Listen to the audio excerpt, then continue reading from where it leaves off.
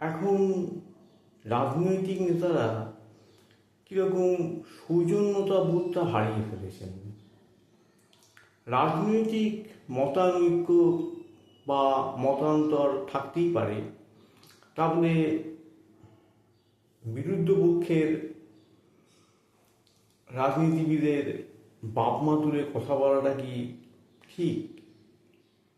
যে অপরাধে অভিষেক বন্দ্যোপাধ্যায়ের আজকে একটা শাস্তিমূলক ব্যবস্থা হলো, ওনার এগেনস্টে একটা এফআইআর হলো, হাইকোর্টে কেস হলো, এখন আইন তো সবার জন্যই এক হওয়া উচিত।